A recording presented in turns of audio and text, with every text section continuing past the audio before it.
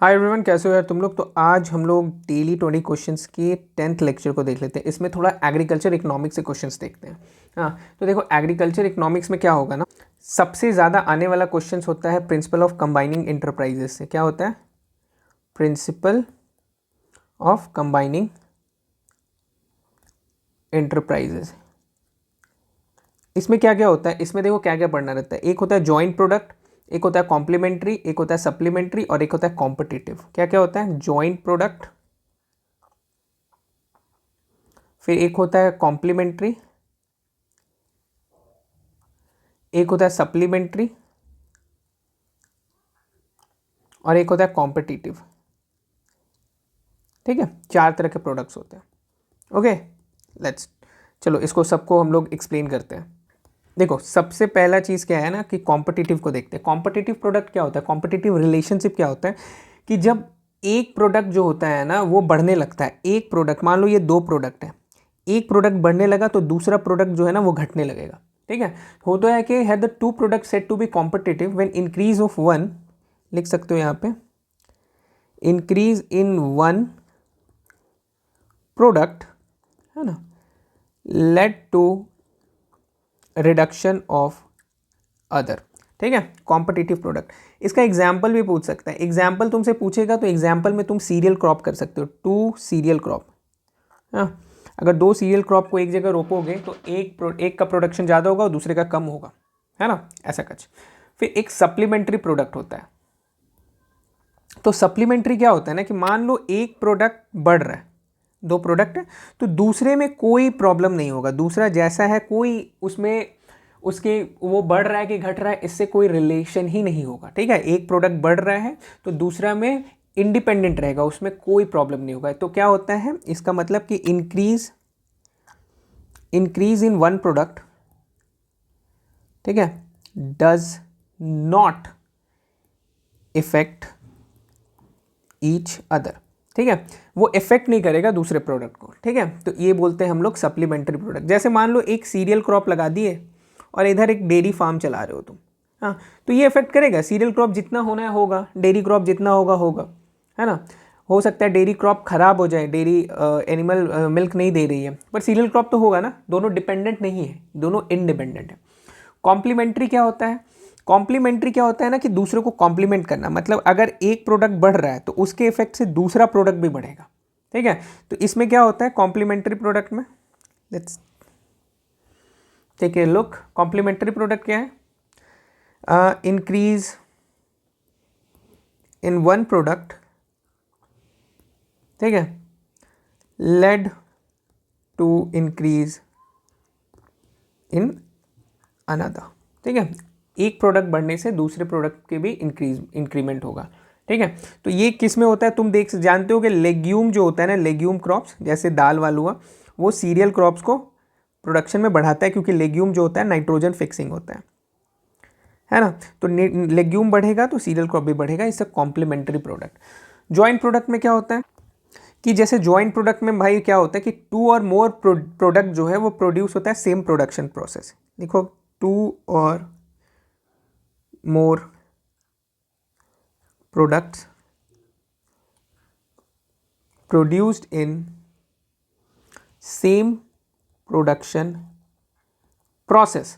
इसमें क्या होता है, जैसे पैडी है और स्ट्रॉ है, पैडी का स्ट्रॉ जो होता है वो दोनों तो एक ही प्रोडक्शन प्रोसेस से प्रोड्यूस हो रहा है ना, तो इसको तुम बोल सकते हो जॉइंट प्रोडक्ट। तो ये एक इंपॉर्टेंट एस्पेक्ट है, इसको ध्यान में रखना है। ठीक है, चलो नेक्स्ट आगे बढ़ते हैं। फिर हम लोग को फार्म एग्रीकल्चर इकोनॉमिक्स में क्या देखना है, एग्रीकल्चर इकोनॉमिक्स में फिर हम लोग को देखना है होल्डिंग्स, लैंड होल्डिंग्स। ठीक है, लैंड होल्डिंग्स। देखो लैंड होल्डिंग्स इतना एग्जाम में आता था ना कि मत पूछो। इसमें देखो दो तरह से होता है, एक ownership on the basis of ownership और एक होता है on the basis of operational holdings. ठीक है, दोनों तरह से, दोनों को याद रखना है। ओनरशिप में क्या होता है, तीन तरह के होते हैं, और ऑपरेशनल होल्डिंग में तुम देखोगे 5 तरह से होते हैं। ठीक है, हमेशा जनरली तुमको पूछा गया है ऑपरेशनल होल्डिंग, पर हम लोग ओनरशिप भी देख लेंगे। ओनरशिप में स्मॉल होता है, मीडियम होता है, लार्ज होता है। ठीक है, तो ओनरशिप में स्मॉल कितना होता है, 4 हेक्टेयर से अगर कम लैंड है 4 हेक्टेयर से कम लैंड है तो उसको आपको स्मॉल बोलते हैं, मीडियम 4 से 10 और लार्ज 10 से ऊपर। अगर हम लोग ऑपरेशनल होल्डिंग की बात करें तो marginal, small, semi medium, medium, large. Marginal 1 hectare land से कम होता है तो मार्जिनल, अगर स्मॉल होता है तो 1 से 2 हेक्टेयर के बीच में होता है, सेमी मीडियम होता है तो 2 से 4 हेक्टेयर के बीच में होता है, और मीडियम होता है तो 4 से 10 हेक्टेयर के मीडियम होता है, और लार्ज होता है तो लार्ज 10 से ऊपर होता है। ये चीज़ याद रखना, ये बहुत कॉमन है और बहुत एग्जाम में आया, और आई गेस तुम लोग सब कर चुके होगे ये चीज़। ओके, फिर तुमको जो एग्रीकल्चर इकोनॉमिक्स में क्या देखना है, मार्केटेबल सरप्लस। मार्केटेबल सरप्लस क्या होता है, ठीक है। और एक चीज़ देखना है मार्केटेड, मार्केटेड सरप्लस क्या होता है, ये सब चीज़, ठीक है। तो देखो मार्केटेबल सरप्लस में कभी क्वेश्चन आए ना तो उसको देखना है, मार्केटेबल सरप्लस क्या होता है, टोटल प्रोडक्शन को बोलते हैं। टोटल प्रोडक्शन, मान लो टोटल प्रोडक्शन तुम्हारा 100 टन हुआ है, तो ये हो गया मार्केटेबल सरप्लस। और मार्केटेड सरप्लस क्या होता है ना कि देखो जो टोटल प्रोडक्शन तुम्हारा 100 टन हुआ था उसमें से हम लोग माइनस करेंगे जो चीज़ हम लोग डेली यूज़ करते हैं, ठीक है, सीड के लिए और डेली यूज़ के लिए। कुछ तो हम लोग खाते होंगे ना डेली यूज़ में, मान लो सीड के लिए 2 टन रख दिए, ठीक है, और डेली यूज़ में हम लोग क्या किए, पूरा फैमिली लोग मिलके 5 टन खा लिया, ठीक है। तो 5 + 2 7 हो गया, ये कितना हो गया 7 टन। तो 100 - 7 टन करेंगे और इसका आंसर आएगा 93 टन, ठीक है। मार्केटेड सरप्लस क्या होता है और मार्केटेबल सरप्लस, मार्केटेबल सरप्लस क्या होता है, टोटल प्रोडक्शन को ही मार्केटेबल सरप्लस बोलते हैं। और मार्केटेड सरप्लस क्या होता है कि दोनों जो टोटल प्रोडक्शन होता है उससे हम लोग माइनस कर सकते हैं, जो सीड और डेली यूज़ के लिए जितना भी हम लोग निकाले ना उस चीज़ को माइनस कर देते हैं, और उसको निकालने के बाद 93 टन एक तरह से समझो ये मार्केटेड सरप्लस है। समझ आए, ये इंपॉर्टेंट है इसलिए हम तुमको ये बता दिए, इसमें बहुत कन्फ्यूज़न भी होता है, ठीक है। ओके, फिर देखो फाइनेंसेस में कुछ क्वेश्चंस आ जाता है। फाइनेंसेस में तुम देखोगे तो तुमको पता चलेगा कि लोन का बात होता है, लोन। हाँ, लोन में शॉर्ट टर्म लोन कितना होता है, मीडियम टर्म लोन कितना होता है और लॉन्ग टर्म लोन कितना होता है। देखो 1 से 1.5 साल के लिए अगर तुम लोन ले रहे हो, हाँ 1 से 1.5 साल के लिए, तो इसको शॉर्ट टर्म बोलते हैं। मीडियम टर्म लोन अगर बोलोगे तो 1 से 5 ईयर तक को मीडियम टर्म बोलते हैं, और अगर 5 से 30 ईयर तक का लोन का वैल्यू है, लोन जा रहा है, तो उसको हम लोग बोलते हैं लॉन्ग टर्म लोन, ठीक है। तो ये चीज़ ध्यान में देना है। फिर एक तुमको फार्म मैनेजमेंट डिसीजन का आता है, ठीक है, ये भी इंपॉर्टेंट है, इसको भी देख लेना, फार्म मैनेजमेंट डिसीजन, ठीक है। फार्म मैनेजमेंट डिसीजन में तुम क्या देखोगे ना, इसमें 3 तरह के क्वेश्चंस होते हैं और उसमें कौन कौन सा प्रिंसिपल का इकोनॉमिक्स लगता है, मतलब प्रिंसिपल ऑफ इकोनॉमिक्स लगता है, ये चीज़ पढ़ना है। जैसे मान लो हमारा क्वेश्चन है हाउ मच टू प्रोड्यूस, ठीक है। फिर एक क्वेश्चन होगा हाउ टू प्रोड्यूस, हाँ, और एक क्वेश्चन होगा व्हाट टू प्रोड्यूस, ठीक है। हाउ मच कितना प्रोडक्शन करेंगे, अगर ऐसा क्वेश्चन है तो उसके लिए हमारा कौन सा प्रिंसिपल लगेगा, diminishing return, principle of diminishing return लिख लो, प्रिंसिपल ऑफ डिमाइजिंग रिटर्न और कॉस्ट, ठीक है।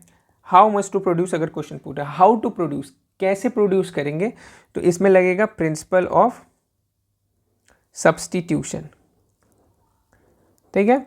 और व्हाट टू प्रोड्यूस अगर क्वेश्चन पूछते हैं कि क्या प्रोड्यूस करेंगे, तो इसमें लगेगा प्रिंसिपल ऑफ अपॉर्चुनिटी कॉस्ट, या तुम बोल सकते हो प्रिंसिपल ऑफ इक्विलिब्रियम, ठीक है। इतना कुछ हमको देखना है, हाँ।